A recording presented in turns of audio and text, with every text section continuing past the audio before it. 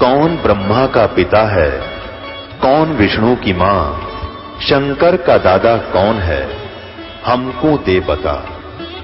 ये जानने के लिए कृपया सुनिए।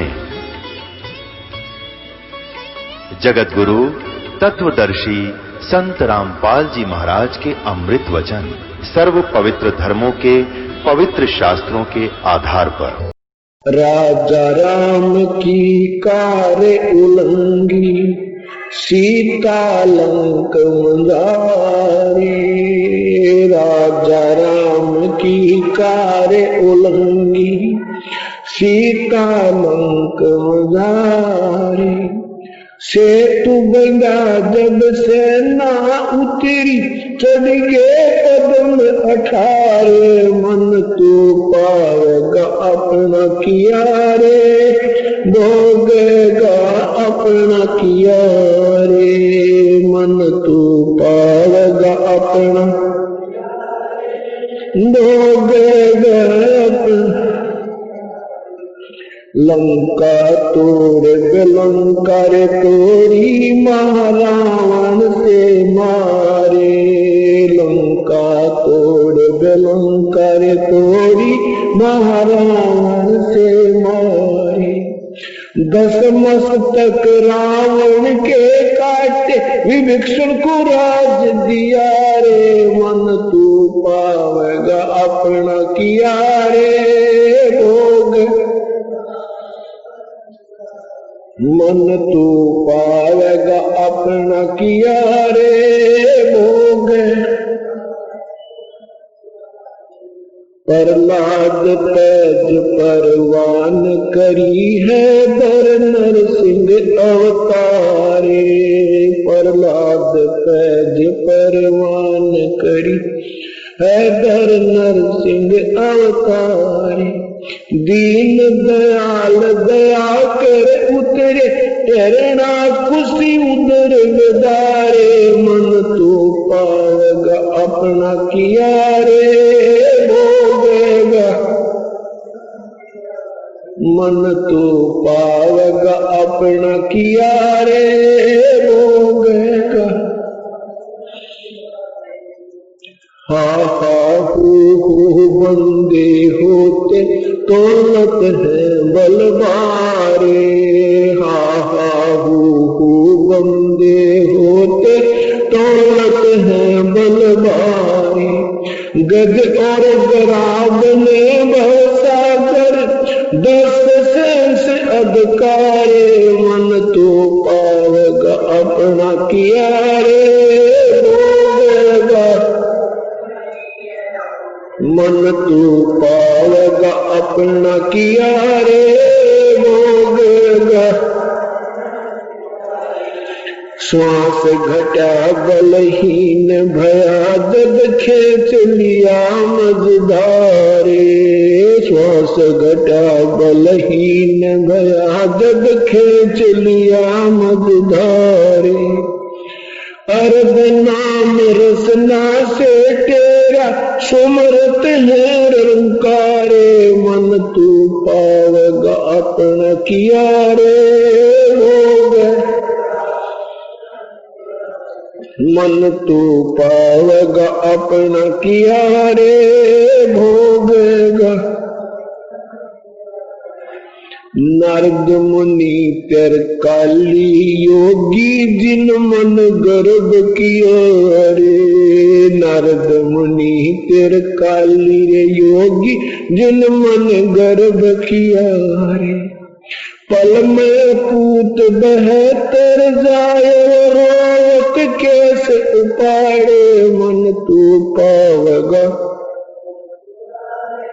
भोगेगा अपना किया रे। मन तू पावेगा अपना किया रे।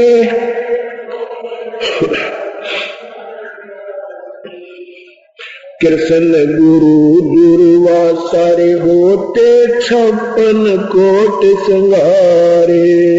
कृष्ण गुरु दुर्वासा होते, 56 कोटि संगारे।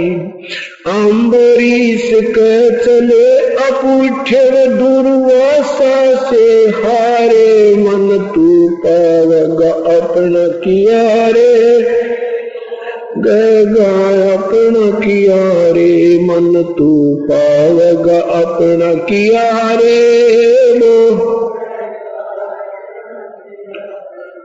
दुर्योधन और दुशासन को द्रौपदी चीर उतारे, दुर्योधन और दुशासन को द्रौपदी चीर उतारे, अंधे को पीन गई थी वो बद के अंत अपारे, मन तू पावेगा भोगेगा अपना किया रे, मन तू पावेगा।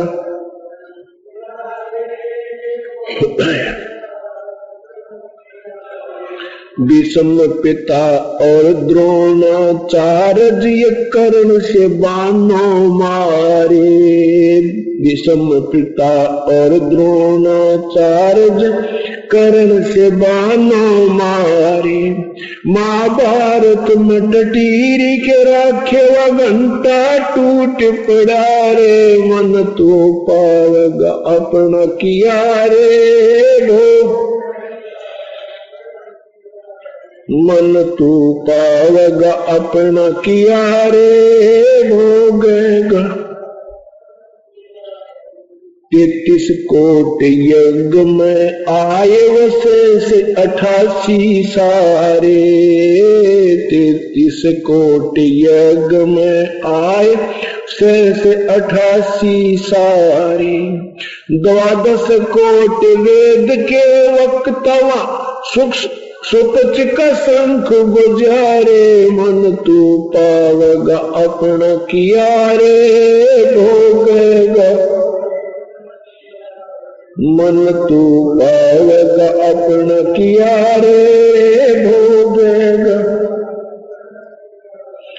33 कोट यज्ञ में आए वो शेष 88 सारे, 33 कोट यज्ञ में आए शेष 88 सारे, 12 कोट वेद के वक्ता सुपच का शंख बजारे, मन तू पावेगा अपना किया रे भोगेगा, मन तू पावेगा अपना किया रे भोगेगा। चमरा कनक जनेऊ काढ़ा ये विपर पंडित सब हारे, चमरा कनक जनेऊ काढ़ा विपर पंडित सब हारे, जो नहे के घर बालद आई वो के 100 से बन जा रे, मन तू पावेगा अपना किया रे भोगेगा, मन तू पावेगा अपना किया रे भोगेगा। मीराबाई को मारन लागे जहर का प्याला प्यारे, मीराबाई को मारन लागे जहर का प्याला प्यारे, पीवत ही अमृत लाग्या हो गया सर्द ही यारे, मन तू पावेगा अपना किया रे भोगेगा, मन तू पावेगा अपना किया रे। कंस के सिचानोर खपावन वो जीतन माल अखाड़े, कंस के सिचानोर खपावन जीतन माल अखाड़े, दास गरीब करे को सरवर ऐसे शीश हमारे, मन तू पावेगा अपना किया रे भोग, मन तू पावेगा अपना किया रे भोगेगा अपना किया रे। सब साई। परमपिता परमात्मा की प्यारी आत्मा आदरणीय गरीबदास साहब परमेश्वर के साक्षात दर्शन के उपरांत उन्हीं की कृपा से, उन्हीं की रजा से अपनी अमृतवाणी में नाना प्रकार से व्याख्याएं की है प्रभु के पाने की। कैसे शुभ कर्म हमारे होने चाहिए और कौन से अशुभ कर्मों को हमने त्यागना चाहिए, जिससे हमारा भक्ति मार्ग प्रशस्त होवे और हम सफल हो सके। क्या बताते हैं कि मन चिन्हों अदर अधारे, मन तू पावेगा अपना किया रे, भाई भोगेगा अपना किया रे। चिन्हों अदर अधारे, चिन्हों माने जानो, अधर अधारे यानी सबसे सुप्रीम, सबसे ऊपर की सतह पर जो परमात्मा रहते हैं, पूर्ण ब्रह्म सुप्रीम जो परमात्मा है, सबसे सर्वशक्तिमान प्रभु है, उनको जानो। और यहां जितने भी साधनाएं तुम करते हो उनका भी पुण्य मिलता है, उनका भी लाभ मिलता है। जैसे भगवान ब्रह्मा, भगवान विष्णु, भगवान शिव, भगवान परब्रह्म आदि की जो पूजाएं करते हो, इससे भी लाभ मिलता है, लेकिन पूर्ण लाभ नहीं प्राप्त होता। अब कोई भी साधना से कोई भी हम क्रिया करें, उसके कुछ नियम होते हैं। वो नियमों के अंतर्गत रह करके हमने उस कार्य को सफल करना होता है। यदि हम नियम तोड़ देते हैं और प्रयत्न ज्यादा करते हैं, परिश्रम भी ज्यादा करते हैं, वो व्यर्थ होता है। जैसे एक खेल का मैदान है और खेल के मैदान में उसके नियम होते हैं। उस खेल के मैदान की एक बाउंड्री होती है, एक चारों तरफ से उसकी सीमा होती है। उस बाउंड्री, उस सीमा के अंतर्गत ही खिलाड़ियों को खेलना भी होता है, और जो फाउल पॉइंट होते हैं उनसे सावधान भी होना होता है और विजयी भी होना होता है। इसी प्रकार परमात्मा के पाने का, सतभक्ति सफल करने का एक नियम है, एक संविधान है। उस संविधान के नियम, उनकी शाखाएं, धाराएं, वो आपको बताई जाती है सत्संग के अंदर, और उसके अंतर्गत आपने खेलना होता है। उससे फाउल हो जाने के बाद आपको फाउल माना जाएगा, आपका भक्ति मार्ग रुक जाएगा। अब जैसे बच्चा खेल के मैदान में ठीक खेला नहीं, वहां से निष्कासित हो गया, तो फिर वो बाहर खेल रहा है, कबड्डी कबड्डी करता हुआ मनमाने 10 किलों के अंदर से घूम रहा है। वो प्रयत्न भी ज्यादा करता नजर आ रहा है, परिश्रम भी ज्यादा नजर आ रहा है और दौड़ता भी खूब नजर आ रहा है, लेकिन उसकी वो क्रिया विफल है। उसने जहां खेलना था वहां से तो फाउल हो गया, और फिर बाहर कबड्डी कबड्डी करा, वो दुनिया को एक रिझा रहा है, वो अनजान है या नशे के अंदर है। ऐसे ही जब हम गुरु मर्यादा से गिर जाते हैं, बेशक से हम ज्यादा भक्ति भी करते नजर आवे, कि हम ज्यादा कहीं दान पुण्य भी कर रहे होंगे, लेकिन वो व्यर्थ होगा। गुरु बिन माला फेरते, गुरु बिन देते दाने, गुरु बिन दोनों निष्फल हैं, चाहे पूछो वेद पुराण। गुरु के बिना कोई भी पूजा या साधना हम करते हैं वो विफल होती है। क्या बताते हैं कबीर, राम कृष्ण से कौन बड़ो, उन्हों भी गुरु कीन, तीन लोक के वे धनी, गुरु आगे अधीन। अब हम परमात्मा हमें यही के उदाहरण देकर समझाना चाहते हैं कि आप श्री राम श्री कृष्ण से बड़ा किसी को नहीं मानते। श्री राम और श्री कृष्ण जी ने भी गुरु बनाए थे। श्री रामचंद्र जी ने श्री वशिष्ठ मुनि महाराज जी से दीक्षा ली थी, उपदेश लिया था, और श्री कृष्ण जी ने, श्री कृष्ण भगवान ने श्री दुर्वासा जी ऋषि से उपदेश लिया था, नाम लिया था, वो उनके गुरुदेव थे। भगवान श्री कृष्ण जी के आपने संदीपनी भी गुरुदेव सुने हैं। संदीपनी जी उनके अक्षर ज्ञान के गुरुदेव थे, और श्री दुर्वासा जी उनके आध्यात्मिक मार्ग के गुरुदेव थे। मर्यादा के अंदर रहते हुए जो दान किए जाते हैं उनका बहुत लाभ होता है। पहले गुरुकुल हुआ करते थे, गुरुकुल और कुल गुरु एक ही चीज है। कुल गुरु वो होते थे जैसे एक खानदान के, एक समूह के एक धार्मिक गुरु होते थे, और उसी को गुरुकुल भी कह सकते हैं। गुरुकुल को फिर एक पाठशाला का रूप धारण कर लिया। गुरुकुल, गुरुदेव जो मार्गदर्शन करता है एक समुदाय को, तो उस गुरुकुल के अंदर गुरु लोग हुआ करते थे, और गुरु लोग जो है वो बचपन से ही बच्चे के अंदर धार्मिकता कूट कर भर दिया करते थे, क्योंकि वो ऋषिजन परमात्मा के जानकार होते थे, संविधान से परिचित होते थे कि जैसा भी कोई कर्म करेगा उसको उसका फल भोगना पड़ता है।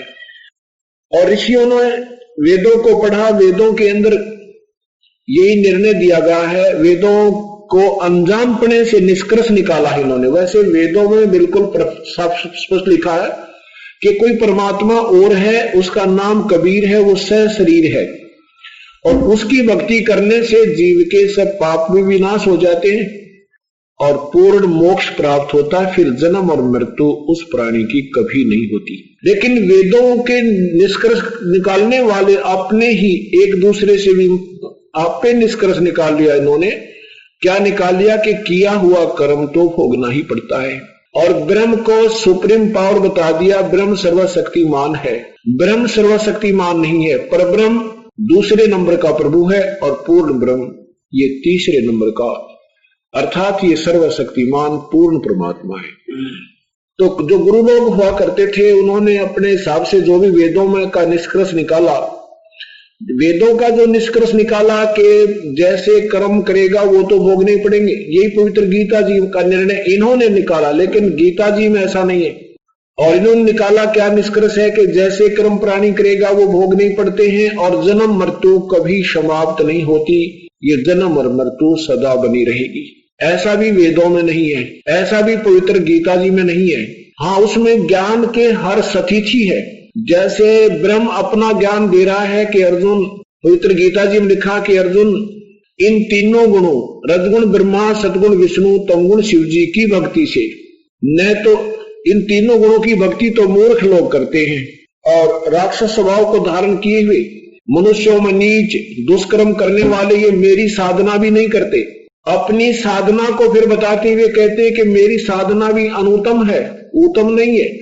फिर बताया कि 5वें अध्याय के चौथे अध्याय के 5वें श्लोक में कि अर्जुन तेरे और मेरे बहुत जन्म हो चुके हैं, तू ही जानता मैं जानता हूं।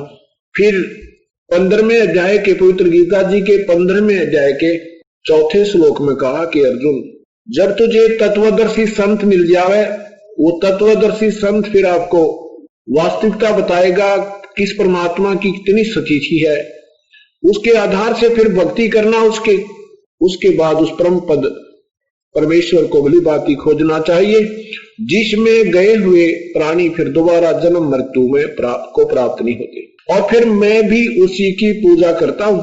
गीता बोलने वाला ब्रह्म श्री कृष्ण जी में प्रवेश करके बोल रहा है और कह रहा है कि मैं भी उसी की पूजा करता हूं, और फिर उसी की पूजा करनी चाहिए।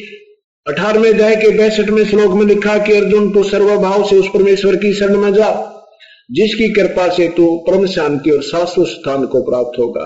अपनी पूजा को अनुत्तम बताते हैं, उस परमात्मा की भक्ति से परम शांति और सदा के लिए मोक्ष का वो धाम बताया। वो परमात्मा कौन है, उसके लिए लिखा चौथे अध्याय के 34वें श्लोक में पवित्र गीता जी में कि उस परमात्मा के तत्व ज्ञान को जानने के लिए तत्वदर्शी संतों की तलाश कर, और फिर जैसे वो मार्गदर्शन करें भाई वैसे कर लेना, नहीं तो मेरी शरण में रहेगा तो जन्म मृत्यु सदा बनी रहेगी, तेरी भी और मेरी भी। और यही गीता जी के, यही पवित्र वेदों में वर्णन है। वो परमात्मा कोई और है, उसकी साधना को मैं नहीं जानता, वेद बोलने वाला प्रभु कहता है, वो तो कोई तत्वदर्शी संत आपको मार्गदर्शन करेगा।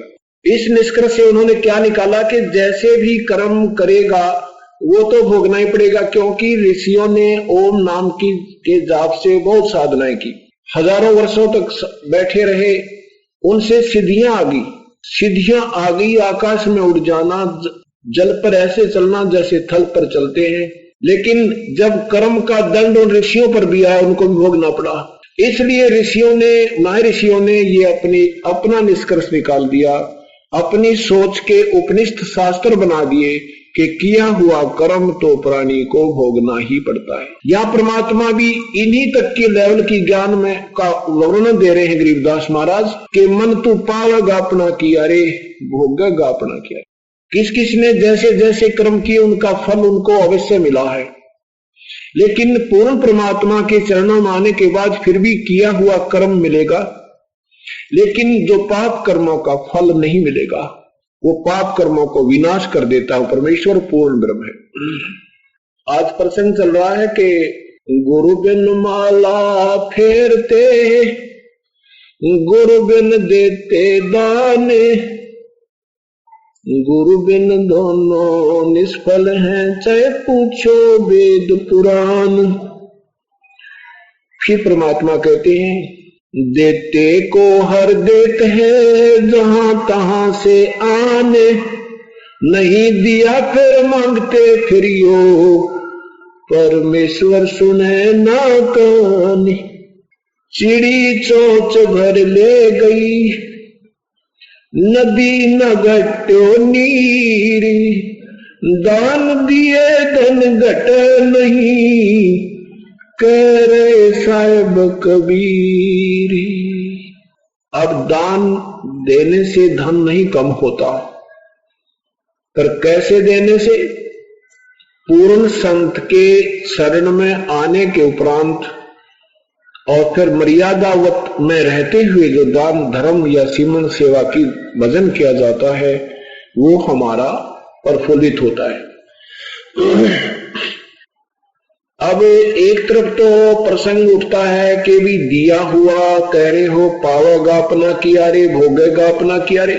दूसरी तरफ कह रहे हो कि गुरु बिन माला फेरते, गुरु बिन देते दान, गुरु बिन दोनों निष्फल हैं, तो पूछो वेद पुराण। फिर वैसे जो हम कर रहे हैं कर्म, वो तो विफल भी बता रहे हैं, फिर दूसरी तरफ कह रहे हैं इनका फल अवश्य मिलेगा।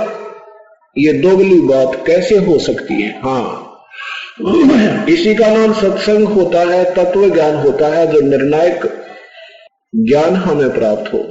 आपने देखे होंगे कई कुत्ते जो हैं वो कारों में चलते हैं, मनुष्य उसका ड्राइवर होता है, कुत्ता पिछली सीट पर बैठा होता है, और उस कुत्ते का अलग से एक कमरा होता है, उसमें कूलर लगा होता है, पंखा लगा होता है, और साथ में खाने पीने की व्यवस्था मेरे ख्याल आम व्यक्ति को, आम मनुष्य को उपलब्ध नहीं होती, जो कि उस कुत्ते को उपलब्ध है।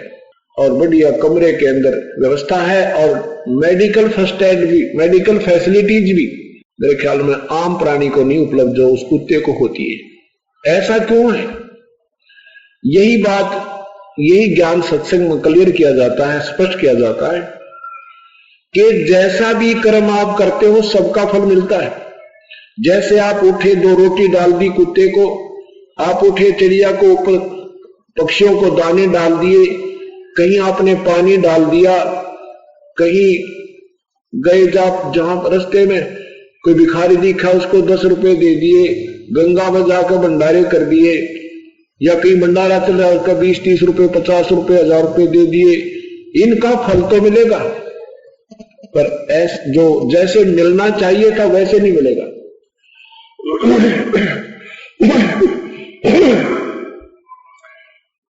अब जो कुत्ता है कार में घूम रहा है, पहले मनुष्य जन्म में उसने दान तो खूब किया, और उस दान का, उस धर्म का उसको प्रतिफल भी खूब मिला, लेकिन वो मर्यादावत नहीं किया उस नादान ने। परम संत के माध्यम से विधिवत मर्यादा में रहकर नहीं किया। भंडारे भी लाए होंगे कि तो भंडारों में चल रहे, जैसे खाना कहीं चल रहा है, भंडारा हो रहा है, वहां जाकर 1000-2000 रुपए दे दिए होंगे, कोई बोरी आटे की भी दे दी होगी, घी का पीपा भी दे दिया होगा, और पक्षियों को दाने भी डाले होंगे। अब उन सबका पुण्य तो मिल गया उसको, उस पुण्य का प्रतिफल तो मिल गया, लेकिन मनुष्य जन्म ना मिला। अगर वो नादान आत्मा पूर्ण संत के माध्यम से गुरु मर्यादा में रहते हुए और ये साधना ठीक करता तो वो मनुष्य जन्म भी मिलता और वो सुविधा भी मिलती, जो गाड़ी भी मिलती, जो आज उसको कमरा भी मिला, अलग से वो कमरा भी मिलता, एसी भी मिलता और ड्राइवर भी मिलता, और हो सकता है उस नादान आत्मा को फिर कोई संत भी मिल जाता और वो अपना आगे का कल्याण भी करवा जाता। लेकिन अब क्या मिलेगा उसको? केवल किया हुआ फल वो खा पी कर अब तो उस एसी रूम में और सारी सुविधाएं को उपलब्ध करता हुआ जीवन जी रहा है। इसमें अपने सारे भोग न भोग के और फिर बनेगा सुअर। अब सुअर में क्या फैसिलिटी होगी इसको? कुछ नहीं हो सकती। और फिर बनेगा गधा। वो 84 लाख के कुएं में गिर गया, अब रेट की तरह घूम घाम के फिर कभी मनुष्य शरीर मिलेगा, फिर देखी जा क्या होगा। तो ये सत्संग के अंदर ज्ञान कराया जाता है कि गुरु बिन माला फेरते, गुरु बिन देते दाने, गुरु बिन दोनों निष्फल हैं, चाहे ओछो वेद पुराने।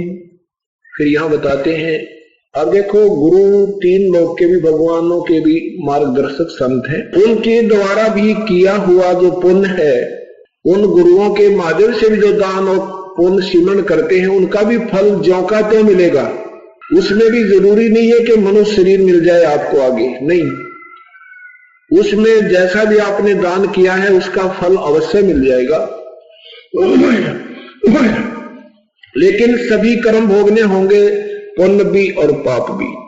केवल पूर्ण परमात्मा के परम संत जो समय अनुसार सदियों के उपरांत एक ही होता है, उनके माध्यम से किया हुआ पुण्य, दान, भजन, जैसे वो बताए ऐसे उस वास्तविक मंत्र की साधना से आपको पुण्यों का लाभ मिलेगा, पाप आपके विनाश हो जाएंगे। और अच्छी साधना और लगन, सतभक्ति, परमात्मा पाने की आप में तड़प हो गई तो आपकी यहां से पूर्ण रूप से मुक्ति भी हो जाएगी। नहीं तो मनुष्य जीवन ही सीधा होगा, इसमें कोई शंका नहीं। आप मर्यादावत लगे रहना, और एक नहीं, इस सत साधना ने का जिसने 2-4 वर्ष भी साधना कर ली, मनमाना 100 मनुष्य जीवन आपके लगातार हो जाएंगे। लेकिन ये भी पेंडिंग काम रह जाएगा, ये भी लंबी बात बढ़ेगी। अब मान लीजिए हमारे 100 मनुष्य जीवन भी हो गए और 100 मनुष्य जीवनों में कोई संत हमारे को मिला नहीं पूर्ण, वो 100 जीवन भी खत्म हो जाएंगे और फिर 84 लाख योनियों के चक्कर में हम आ जाएंगे। इन बातों को बहुत ध्यान से सुनना और बहुत गहराई से विचार करना, क्योंकि ये तत्व ज्ञान हमें मिला नहीं था। अभी तक हमने लोकवेद सुना था अपन को। लोकवेद होता सुना सुना ज्ञान, जैसे ब्रह्मा विष्णु महेश को अजर अमर अविनाशी, कोई माता पिता नहीं, ये सर्वेश्वर महेश्वर।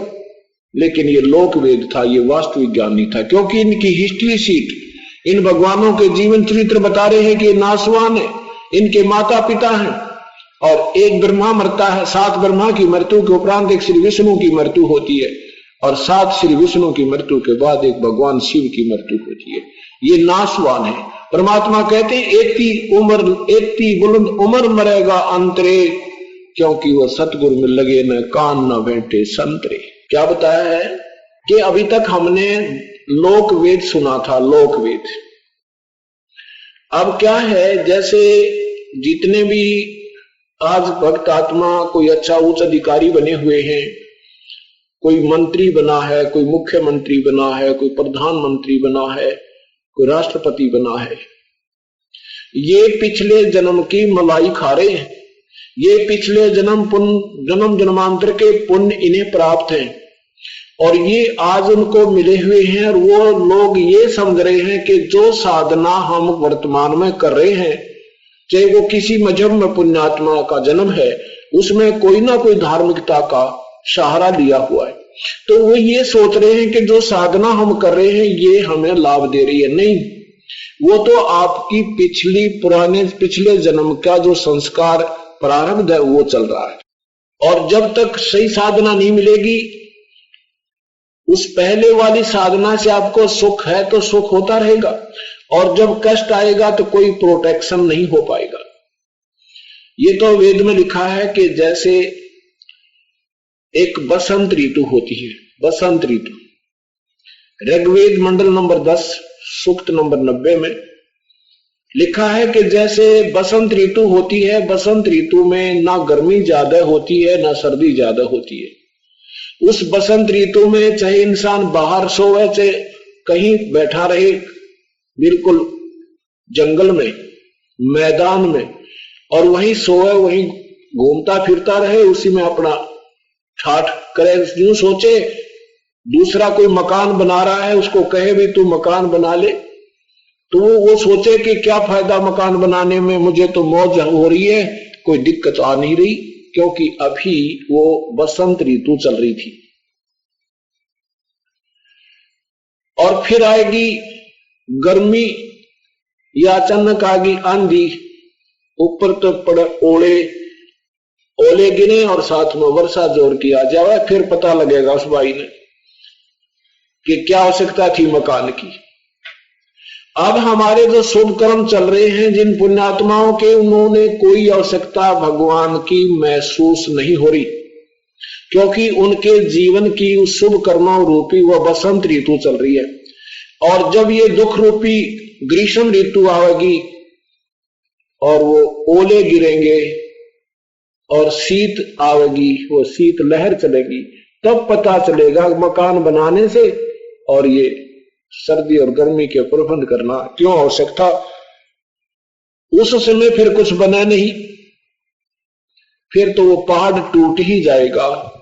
इसलिए जब तक हमारे पुण्य चल रहे हैं तब तक तो इंसान नु सोचे भाई क्या फर्क पड़ता है, करते तो हम भक्ति हम जैसा कर रहे हैं, लेकिन जैसी भक्ति हम कर रहे हैं ये कोई प्रमाण नहीं है। ये प्रमाणित नहीं है क्योंकि अपनी पवित्र शास्त्र इसका संकेत नहीं कर रहे।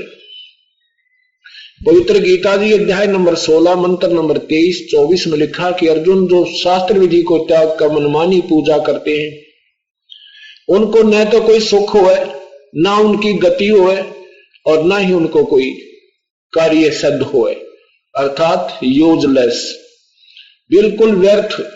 इसलिए अर्जुन तेरे लिए कर्तव्य और अकर्तव्य की व्यवस्था में जो भक्ति मार्ग के कर्म करने चाहिए और ना करने चाहिए, उनके लिए शास्त्र प्रमाण है, अन्य की बात मत मानना।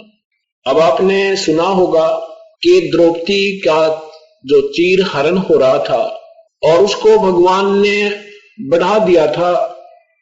अब ये कुछ ऐसी स्थिति आ गई, अब जो वर्तमान में ज्ञान चल रहा है, वर्तमान में जो दंत कथा लोकवेद हमने सुनने को मिल रहा है, अब जैसे सत्यार प्रकाश नामक एक शास्त्र है और महर्षि दयानंद सरस्वती जी उनके लेखक है, और उस महापुरुष का इस क्षेत्र में काफी एक सुनी सुनाई महिमा के कारण इतना दबदबा बना हुआ है कि उन्होंने जो ज्ञान दिया वो बिल्कुल बहुत अच्छा है। जैसे उन्होंने कहा है कि परमात्मा चीर नहीं बढ़ा सकता, ये सब झूठ है।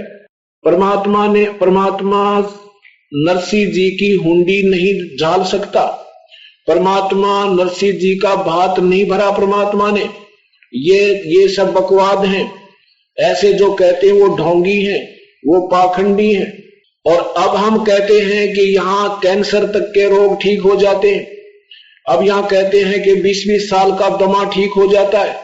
यहाँ हम कहते हैं हमारे भक्तजन के परमात्मा की रजा से, कबीर परमेश्वर की कृपा से हाथ स्पर्श करते ही आंखें भी ठीक हो जाती हैं, दमे के रोग भी ठीक हो जाते हैं, कृपा परमेश्वर की है। लेकिन उस व्यर्थ शास्त्र के पढ़ने से, और वो काफी सदियों से चल रहा, 100-150 वर्ष से उस ऐसे ज्ञान को सुन कर पक गए कान, और दूसरी जो हम साधना करते थे उनसे कोई लाभ नहीं हो रहा था, इसलिए वो ज्ञान हमें काफी अच्छा लगने लगा था कि सचमुच ऐसा कुछ भगवान नहीं कर सकता, ना कर पा रहा है, और नहीं हमारे कोई विशेष ऐसी कृपा परमेश्वर की हो पा रही थी। तो हमने वो ज्ञान अच्छा लगने लगा कि बिल्कुल सही है, ऐसा ही है, भगवान कुछ नहीं कर सकता। फिर तो परमात्मा की चाह खत्म हो जाएगी और ये सारा जो है ना मानव समाज नास्तिक हो जाएगा अगर परमात्मा कुछ नहीं कर सकता। सतगुरु जो चाहे सो कर ही, 14 कोट दूत जम डर ही, ऊत भूत जम त्रास निवारे, और चित्रगुप्त के कागज पढ़े। अब जैसे द्रौपदी जी का चीर क्यों बढ़ा और अन्य बहन बेटियों की ना जाने कितना के समाचार पत्रों में हम सुनते हैं, उनकी मदद परमात्मा नहीं करता, द्रौपदी की क्यों की? यही बात है भक्त और अभक्त में, यही अंतर है भक्त और अभक्त में, यही अंतर है पूर्ण परमात्मा यानी भक्ति के मार्ग की, संत और असंत की। एक समय की बात है, जैसा कि आपको भी बताया था कि पहले गुरु मर्यादा भक्ति मार्ग से ही प्रारंभ होती थी और सभी पुण्य आत्माओं के बचपन से ही जब बच्चा बोलने लग जाता था उनको परमात्मा का ही मार्ग प्रशस्त किया जाता था। पहले शिक्षा रोजी रोटी के लिए नहीं थी, केवल परमात्मा का मार्ग, परमात्मा के शास्त्रों को अध्ययन स्वाध्याय करने के लिए बच्चों को शिक्षा दी जाती थी। द्रौपदी राजा द्रौपद की पुत्री थी और बचपन से ही गुरु बना लिए जाते थे। गुरुदेव शिक्षा दिया करते थे बेटी बच्चों को, अपनों को, अपने शिष्यों को, शिष्याओं को, और धार्मिकता बच्चों में कूट कूट कर भर दी जाती थी। एक समय द्रौपदी जब तक कंवारी थी, शादी नहीं हुई थी, अपने पिता के घर पे रहती थी।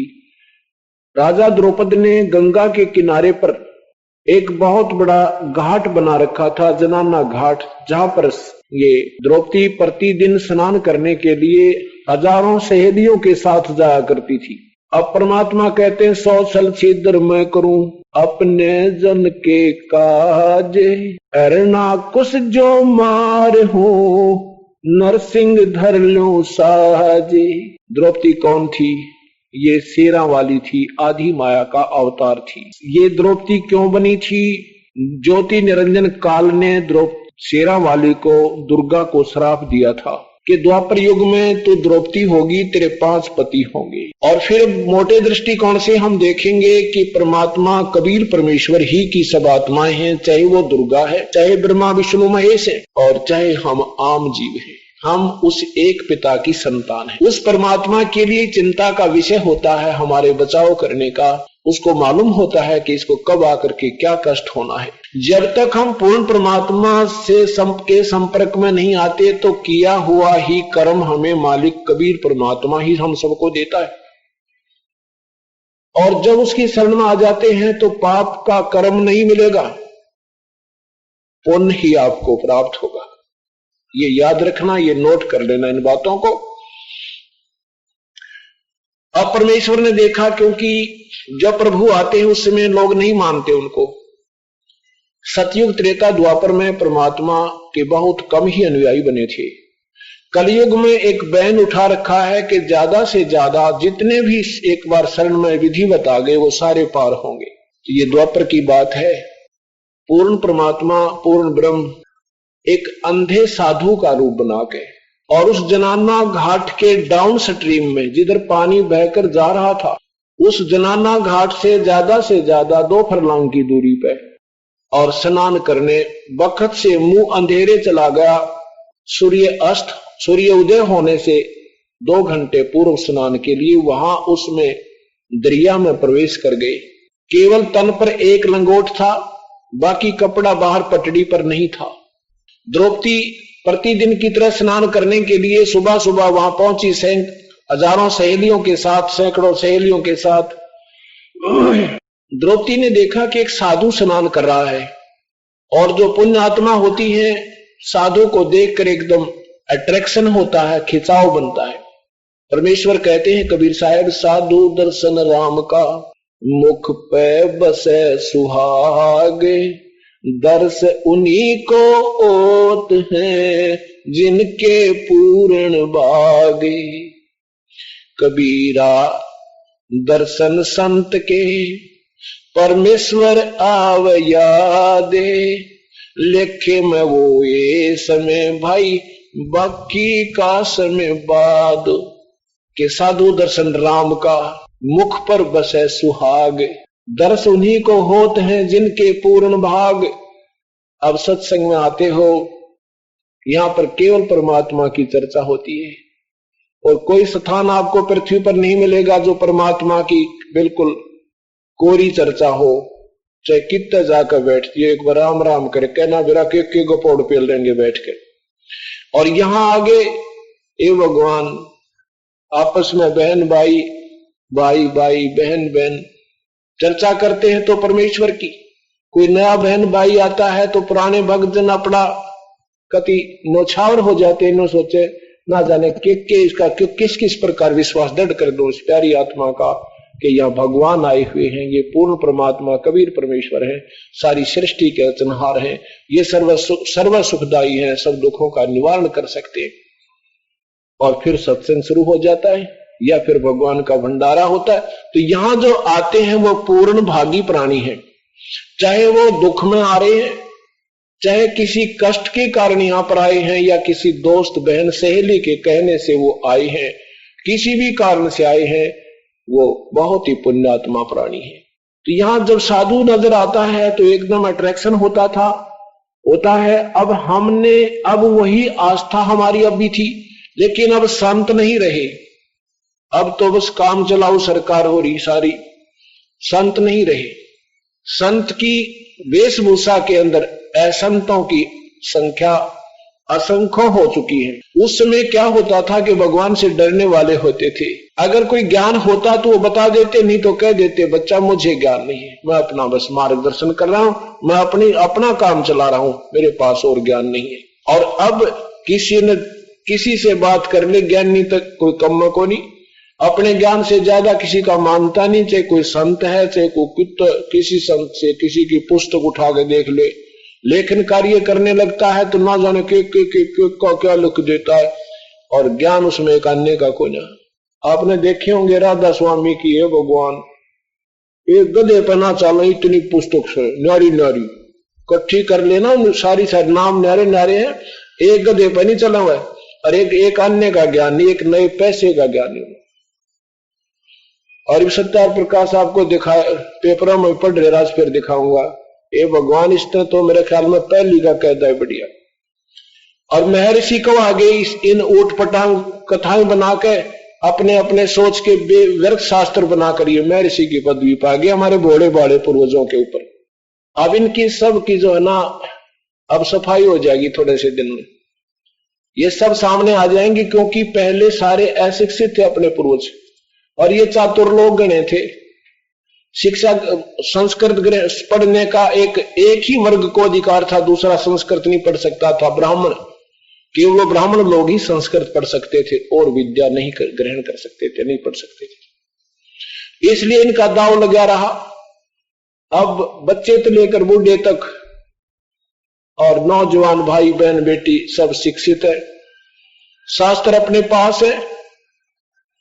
अब ये सब ठीक हो जाएंगे और एक निर्मल ज्ञान उभर का होगा जो हमारे पवित्र वेदों में वर्णित है, उसी के आधार पर हमने साधना कर।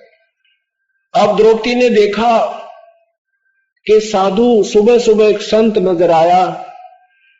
एक बार मन में आया कि साधु से बात करें, फिर मन में आया कि साधु स्नान कर रहा, तुम भी स्नान कर लो, फिर बैठ कर काफी देर बात करेंगे संत से, प्रभु की चर्चा करेंगे। इस उद्देश्य से द्रौपदी स्नान करने के लिए घाट में स्नान करने लगे। स्नान करते रहे, उछल कूद करते रहे, नहाए धोए, काफी देर लगी, फिर कपड़े चेंज किए। जब बाहर आई तो फिर देखा कि साधु तो अभी पानी के अंदर ही है। वो अंधा महात्मा रूप में परमात्मा वहां प्रवेश थे।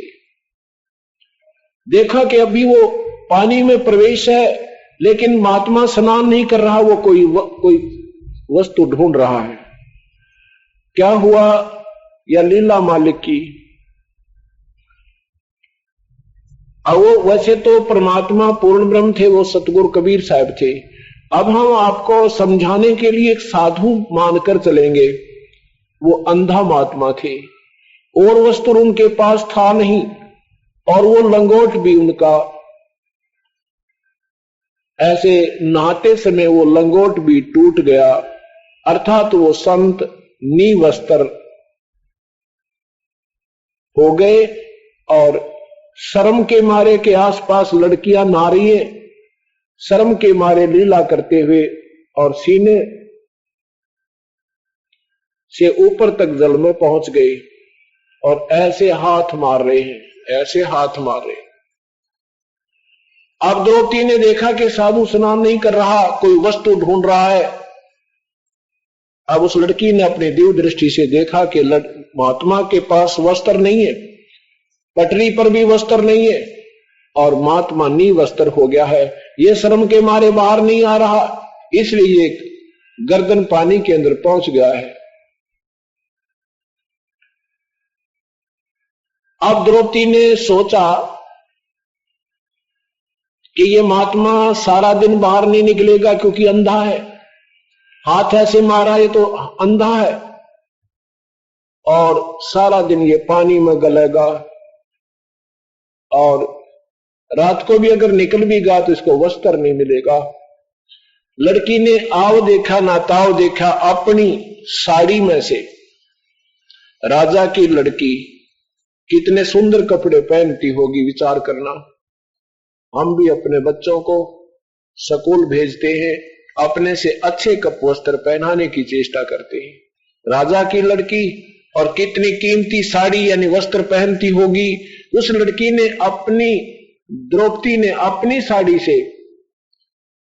एक बिलात का कपड़ा, लगभग 8-9 इंच 10 इंच का कपड़ा, और ऐसे फाड़ा और दरिया में बहा दिया कि हो सकता है महात्मा के हाथ लग जा और ये अपना पर्दे पर बांध के बाहर आ जाए। अब वो नहीं हाथ लगा, दूसरा फिर फाड़ा, फिर डाल दिया, वो भी हाथ नहीं लगा, तीसरा फिर एक हिस्सा, तीसरा फिर फाड़ा, वो डाल दिया, नहीं हाथ लगा। 7-8 ऐसा लिखा परमेश्वर की प्यारी आत्मा गरीबदास साहब ने। ये खराब हो गया, चल नहीं रहा।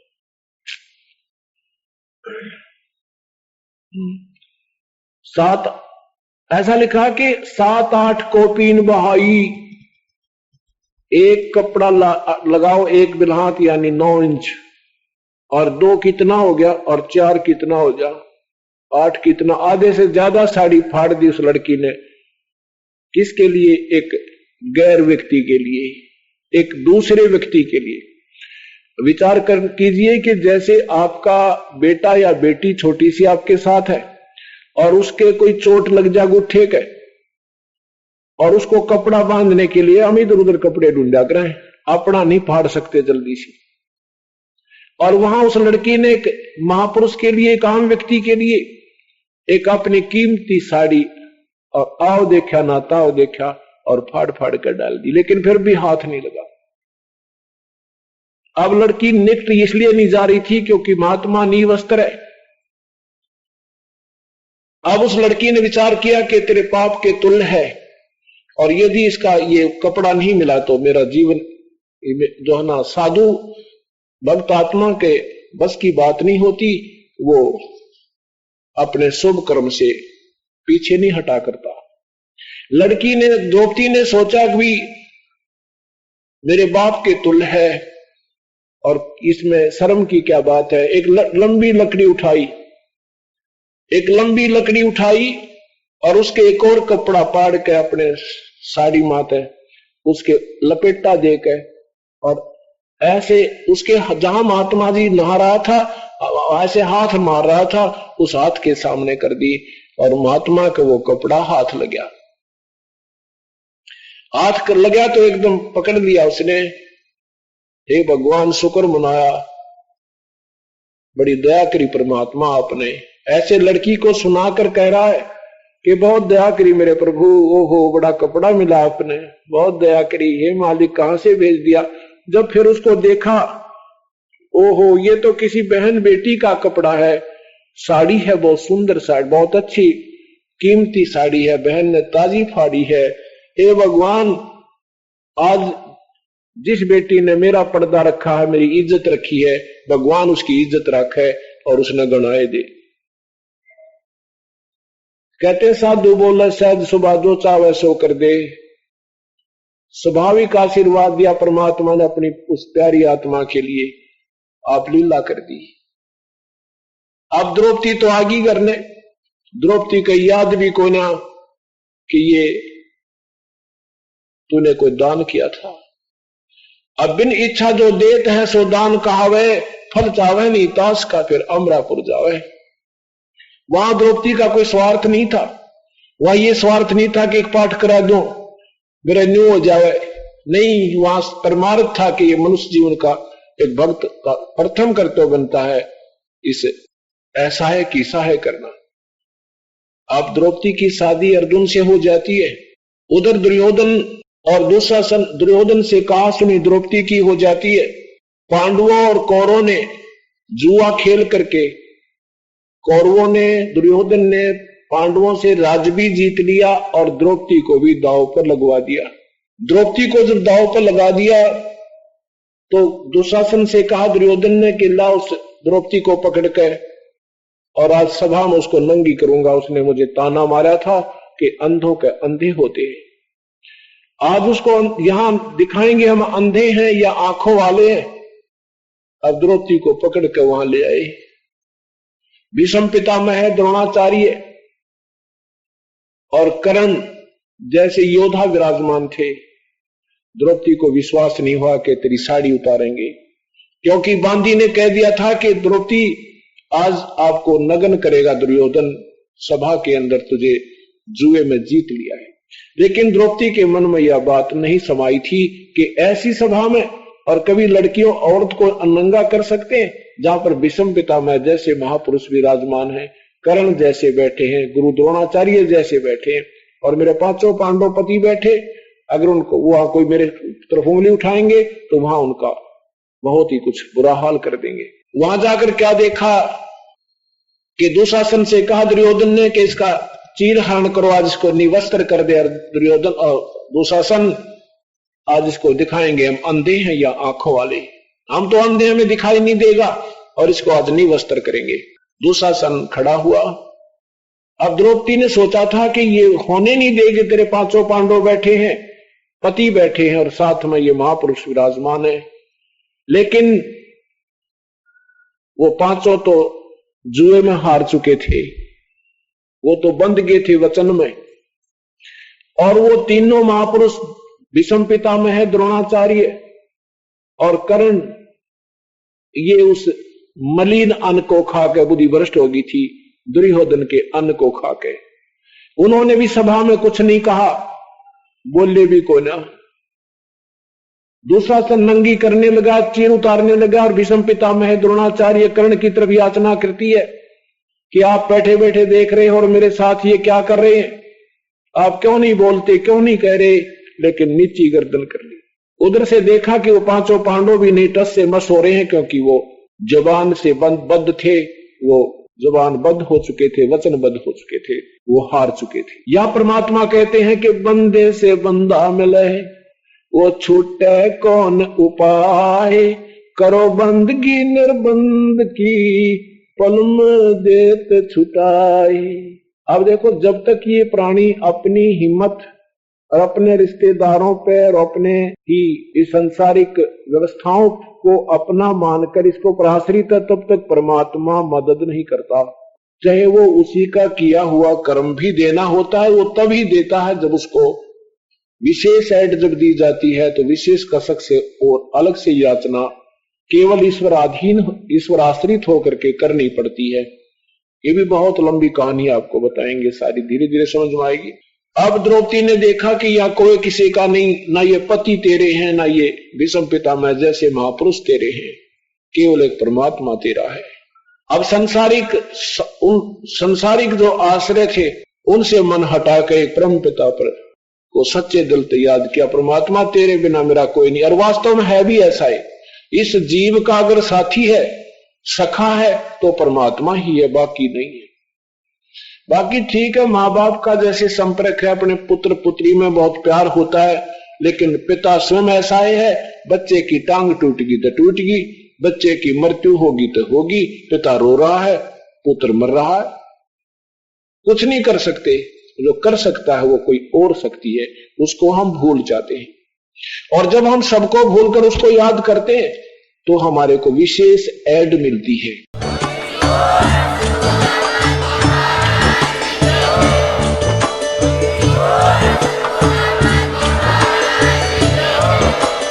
आप सुन रहे थे जगत गुरु तत्वदर्शी संत रामपाल जी महाराज जी के मंगल प्रवचन। अधिक जानकारी के लिए विजिट कीजिए हमारी वेबसाइट www.jagatgururampalji.org। संत रामपाल जी महाराज जी के शुभ आशीर्वाद से पूरे विश्व भर में 500 से भी ज्यादा नाम दीक्षा केंद्र हैं, जिन पर संत रामपाल जी महाराज जी द्वारा ऑनलाइन निशुल्क नाम दीक्षा दी जा रही है। अपने नजदीकी नाम दीक्षा केंद्र का पता करने के लिए संपर्क करें 8222880541।